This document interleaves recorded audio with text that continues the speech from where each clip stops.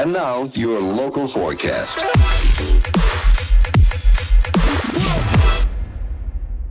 Here we go. What's going on? Welcome to the forecast. Holy shit, we're here. Yeah, after what feels like years of planning. Legit years. Actual. Yeah, I think it's been that long. Well, everybody that's tuning in, my name is Nick, professionally known as M4 Sonic. This is my co-host, Chief Street, G'day. or I'll call you Alex. I'll probably call you Chief. Whatever works. But yeah, Chief rolls off the tongue pretty well. I like it. All right, so Chief is a good friend of mine and also a gun producer, and you work here at Matrix Recording Studio, which we'll talk about the studio in a sec. But Chief Street is known for bass music. You say you're like a bass. Yeah, bass music producer, DJ. Yep. I got to know you through Global League, I reckon. Yeah, that's where I think our relationship started. Like, obviously, I knew you were in the city and that, but that's where I kind of first think we linked up. Yeah. I didn't even know you were in Adelaide. Really? Yeah. I reckon the first time I met you was at HQ when they did a music production course. And I came up to you and was like, oh, hey, man, by the way, I'm on your label. Unreal. Yeah, I had to put face-to-face contact. Yeah. I was like, I can't let this relationship slip. How crazy. Well, that would have been a long time ago. Yeah, I think we've known each other for 4 or 5 years. And then, It feels like ages. yeah, it's been a long journey. And then it all ramped up when this place started coming together. Yeah. So for everybody tuning in, we're going to have the podcast and then there's going to be the video on YouTube or wherever else we put it. The reason we've started this is that myself as an artist, I haven't really been active for a few years. But the funny thing is I've been so active, just I haven't been online presence active. So this is the new medium in which I've chosen to put a lot of time and energy because I feel like this is probably going to be the most engaging way to actually contact my audience again and your audience and create a brand new audience. The two of us hopefully will like reach new people and actually just finally get that community back because COVID, I know I don't really want to mention the C word. Fun fact, I've only just recovered from having it. I went that whole time without getting it and then it finally got me. I've had 2 weeks off and I'm finally back and we're recording from Matrix Recording Studio, which is my new project. And originally I was a subtenant here. Yep. When there was just a film studio going on and I was renting a room so I could make music and then I did a full fit out and then the business that I was the subtenant under went under during COVID. My only option to keep all my gear and what I'd built was to take over. So here we are. To expand. Yeah. And this room that we're recording in was Studio B. Which was a good idea, but not necessarily a fruitful one. No, so we basically made a room within a room. All the walls are different angles and it's all soundproof and it sounds beautiful in here. And Chief Street used to produce from this room.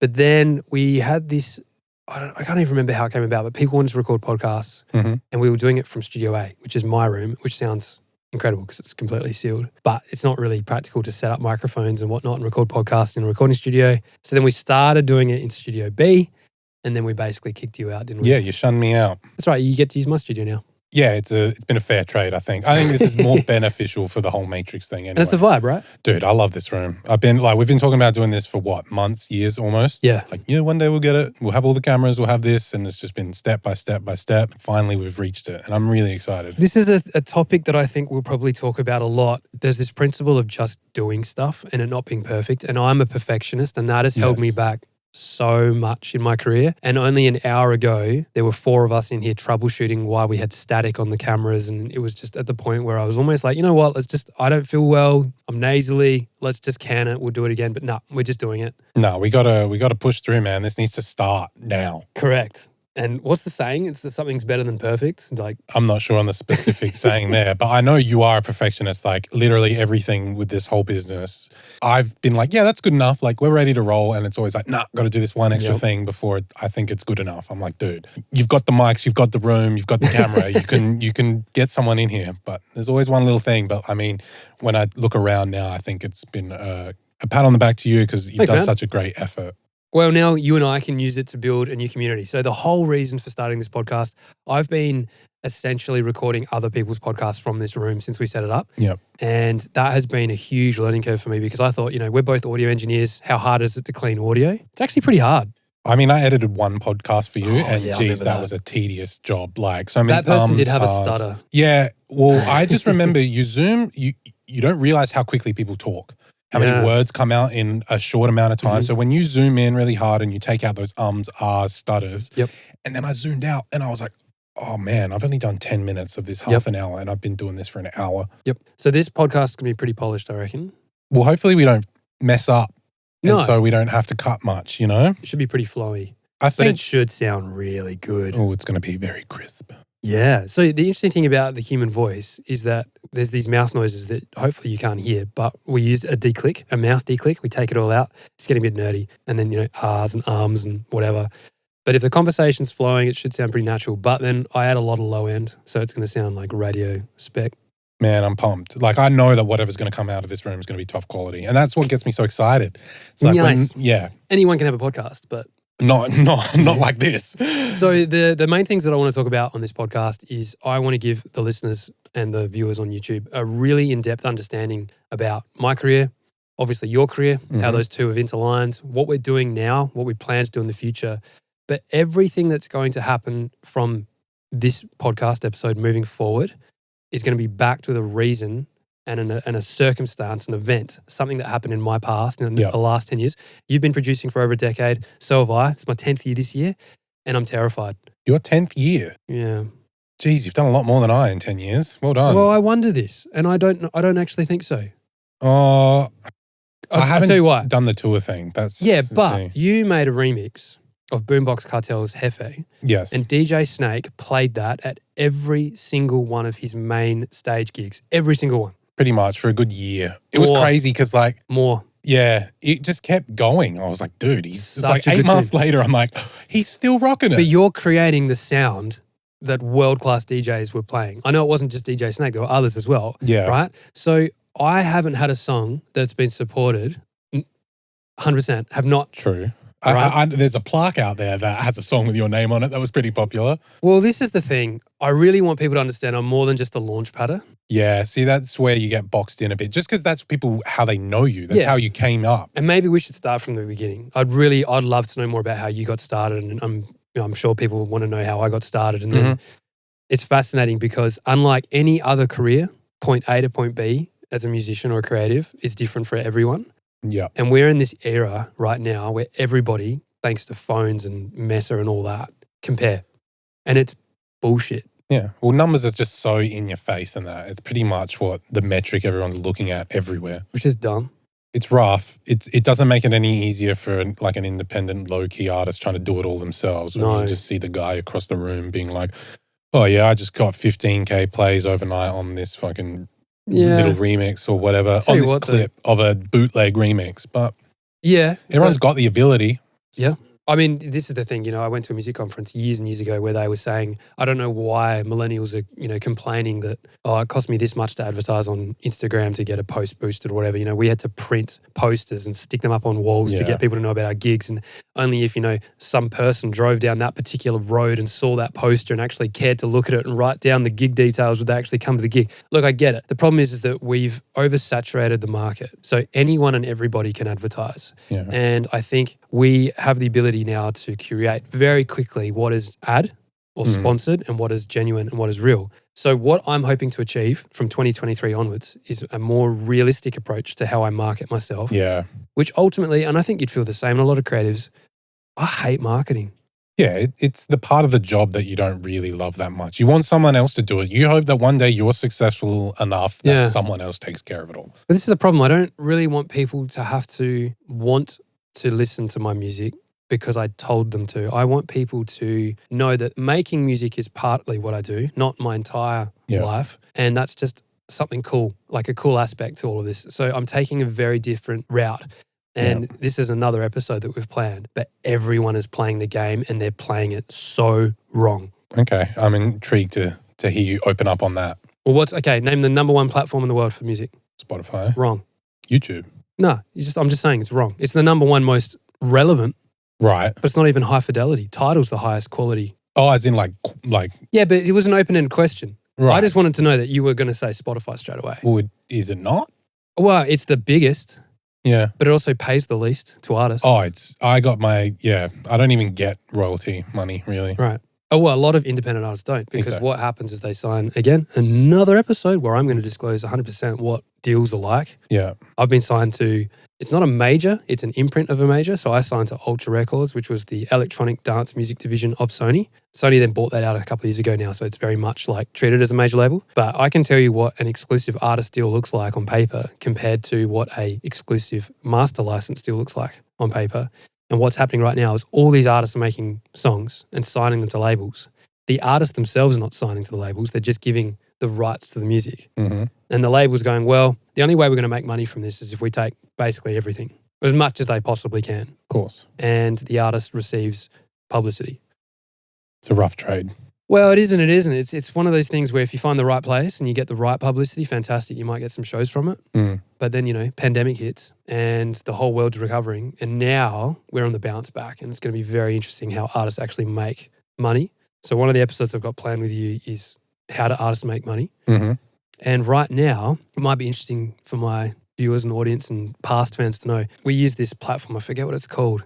My manager, Luke, who will be on this, will talk about it in depth. But we use this as the label to look at metrics of people and relevance. And we can actually see when people have posted on what platform and how much engagement they got and all this sort of stuff. I'm on a downward trajectory, like a plane tanking, right? The red. Oh, massively. And I've got 1.2 million fans. It's a lot of people. But my engagement's like less than 1%. I will be devil's advocate here and say I haven't seen a lot of you lately. I haven't known what to post.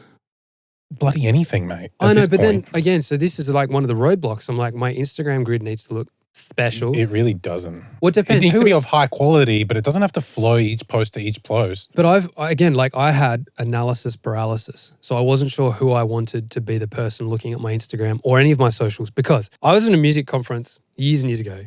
In fact, it wasn't even a music conference. It was in America for, I think it was like a tech conference.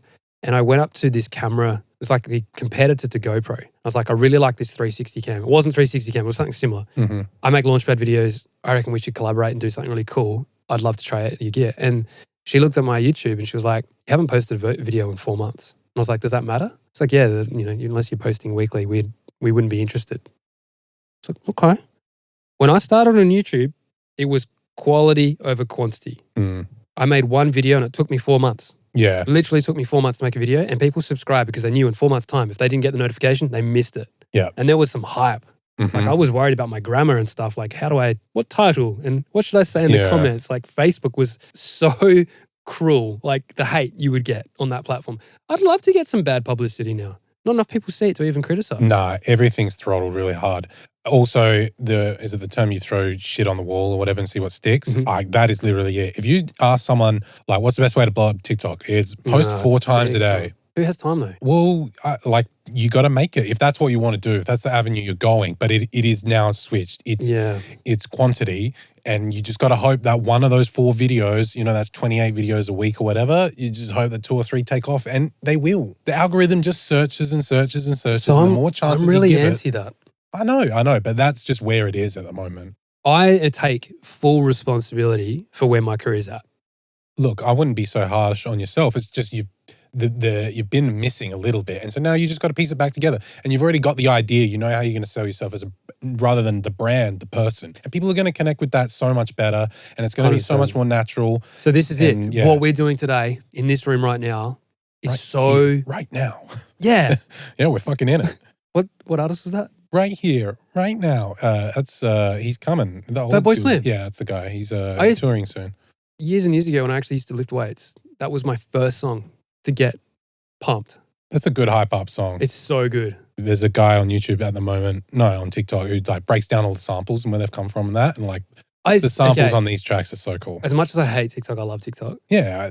Where people have found, so mine is like really science-based, like my For You page. Okay. And it's got a bit bizarre with conspiracy theories, which I'm not really into because I'm like, no, the world is not flat. Yeah.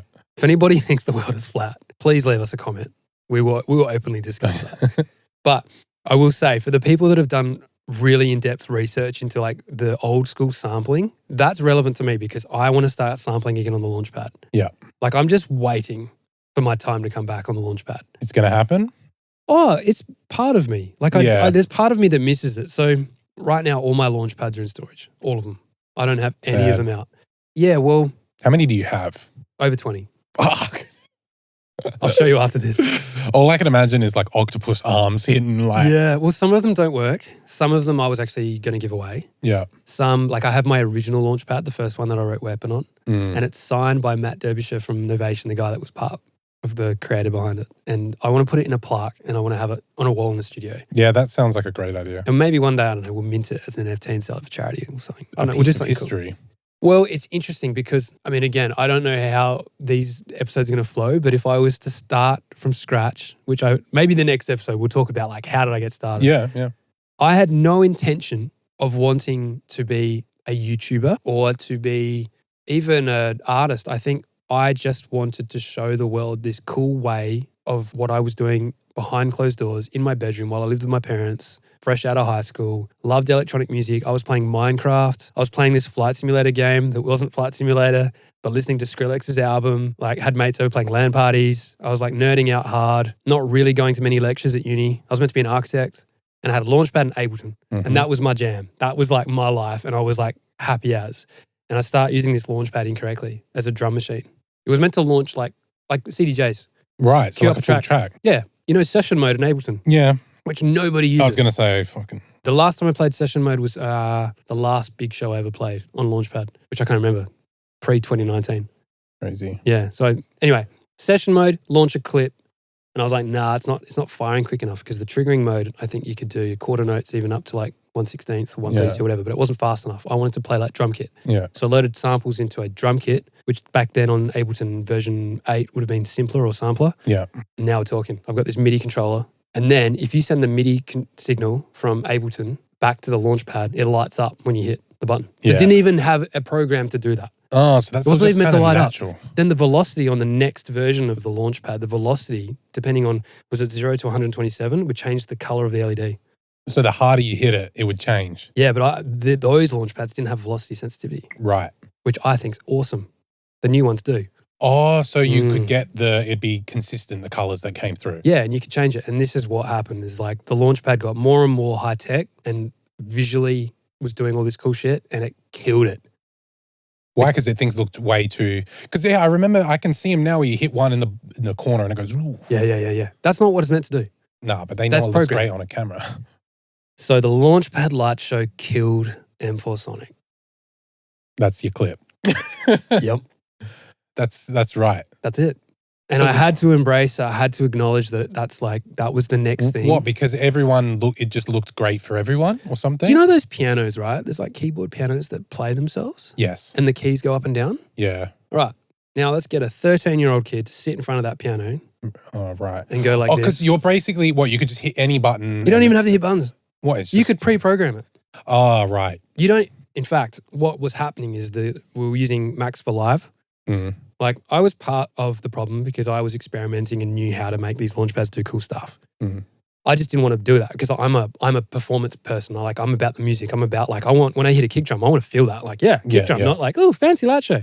Who cares? What was happening is that the light shows were becoming so complex that people were just taking like a virtual riot song, for instance, letting the track play. And as long as they were seemingly pressing buttons in time and doing something cool, but like kudos, cool. There was a market for that. Kids loved watching it. It's like I myself a victim to watching people play video games. It's like, why don't you just play the video game? You're just watching someone. It's cool. So same with light show. Right. But it killed what I was doing. Yeah, because now everyone could do it.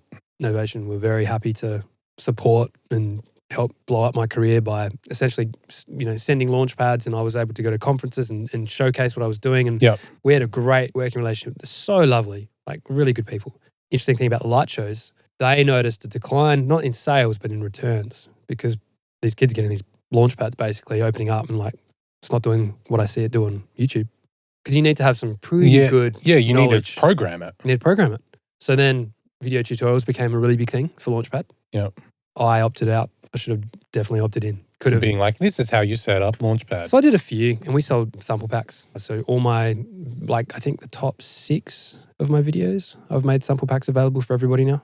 Okay. And they did really well. Yeah. That actually kept Global League, the record label, afloat financially because we were selling so many sample packs as digital products that we could actually fund the label, which then helped fund like artwork mastering for people like Chief Street and even my career. So that was cool but I think that era's done.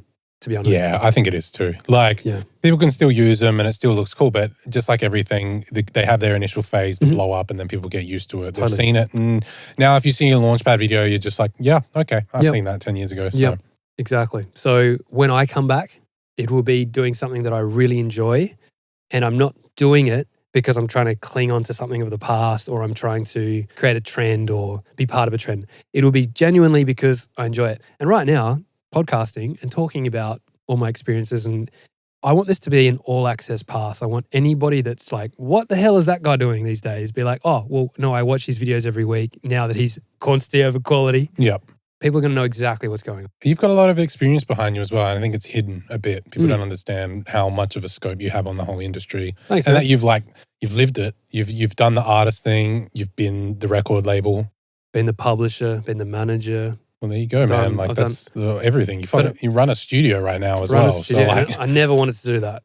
I always wanted to have a studio. I never wanted to run a studio. Well, one day maybe you'll be able to handball it off to someone. This guy. I'll take it. I actually have loved it. And I've got so many stories for this podcast, like the good and the bad. But I think ultimately, so look us up, Matrix Recording Studio. We're in Adelaide right now. I have big plans to make multiple locations around the world with the same color scheme, the same equipment, the same people, and create more of a community because sure, Sony, Universal, Warner, whatever, they have all their studios and stuff, but I don't know if anyone can just book. I'm not sure. I doubt it. I think they would pretty exclusive. I would imagine so. Yeah. And what I would like to do is almost create where your aspiring professional semi-amateur has access, like a gym membership. Like, oh, I've got this pass to the Adelaide studios, but next time in Tokyo, yeah, I can use that same studio. They use the same mic that I use in Adelaide. And maybe one of the engineers might have flown there or done an exchange or something. And same when we open up one in LA or London or whatever. Yeah. It's all like this network matrix. I think that's a pretty good audience that's not really tapped into. Like, recording studios are generally pretty exclusive or very expensive. You got to, it's a tiptoe line. You can't let anyone in. But if people are proven enough, it's like you shouldn't have to either fork out thousands and book it for a week or be 100,000 followers guy and have to get the label to book it for you, you know? So I think there's a niche for it, but finding this is the tester and then expansion. So maybe we'll wrap this episode up by just giving a bit of information about Matrix so people know why we've got a podcast suite. Yeah. Things. So started off as my studio, which is now our studio. We use it. Then when I had to take on the rest of the building, there was a film studio or photo studio. We're turning into a film studio. It's very noisy. We need to cut out all the noise so it becomes a sound stage. And then there was this storeroom, which we now made into a boardroom, which is like our management artist development office. There was a really crappy kitchen, which we've made into like a really cool rec hangout space. We've got a production suite next door, which we've got Miles in now, our video guy, which is so cool. So we've got right people, right place. And then this was Studio B, and now this is the podcast suite. So the idea of Matrix currently and the idea going forward for all of the studios is that we are creating a mini Hollywood. So an artist comes here, records their song, gets their press shot done, gets their music video clip done, sits down and has strategic meetings with managers, publicists, record labels, publishers, whatever, just creatives, and hopefully a lot of collaboration from creative to creative. And then there's, you need a video guy, we've got one. You need a sound engineer, we've got one. Mix and mastering, we've got that. You need to start a podcast because you need to pivot and have a different way to engage your audience. We've got that. One-stop shop. That's it. And that has not yet, I don't think, been done. Nah. I mean, a lot of businesses exist doing those single parts, but collectively. Yeah. So that saying, jack of all trades, master of none? Nah, master them all. Well, if you have people in charge of those particular spots you've got set up, then you don't have to be a master of everything. We've got the right people, man, under the right roof. Hell yeah. So tune in, because this is going to be a really crazy ride. Like, everything has been built now. Now we're just going to scale it and grow it and bring in cool people. Chief Street and I are going to interview lots of people. We're going to bring them in when they're hopefully visiting Adelaide. We're going to get to show you some Adelaide artists that you probably never heard of. You're going to find out literally everything about my career. I'm actually going to I sign things where I'm not meant to say, and I'm going to say it. What are they going to do? Going to spill the beans. I'm going to spill the beans. I'm going to talk about my Is deals. this going to become a drama podcast? It's going to be highly educational, because what I think I'll be able to do is protect people from making decisions that they were forced into making, given timeliness. It's funny. Time is this construct that humans have created, and boy, can it be used against you. And it's some of the manipulative language that has been used on me in the past is it's time to sink or swim. My favorite is the perpetuity of the universe. Ooh. When you sign your song for the perpetuity of the universe. So when you're so when the world explodes and there's no humans listening. Well, when Elon Musk lands on Mars, that That's record the label universe. will have exclusivity to that. I know. It's too much. It's too much. It's too much. Tune in or watch on YouTube. What we intend to have this video element on YouTube, or whatever. If YouTube stops showing my audience, which it already has, I might start using a different platform. Who knows? Nah, this is going to pop. Everyone's going to love this. Hopefully for the right reasons. Like, this is just going to be genuine, no bullshit. Yeah, man. Uncut, unfiltered. I'll leave the episode with a little bit of cool information. Flume did something really cool recently. A couple of weeks back, he released a work in progress album. I have so much respect to that guy for doing that, because what he's done is he's given all the creatives a license to be like, you know what? I have all this like cool music that I don't know what to do with, that I'm sure the industry said no to because it's not going to make money. Yeah. And that's not the point of making music. So I'm putting out 3 albums, 36 songs. Damn. Wow. Yeah. That's the first I've heard of it. Yep. Luke and I have been planning it. Shit. I've got the first 4 ready to go. I've just That's revisited exciting. projects all the way back to 2013. Good on you, man. And I want to talk about the tracks on this podcast. Yeah. There are some interesting stories. I was listening to one of them, like, this is a banger, but I remember the person that told me not to put that song out. Well, you can throw it back in their face now. I'm doing it. We're doing We're it. doing it. Well, here we go. Chief Street, M4 Sonic, The Forecast. Yeah, boy. It's happening. Let's go.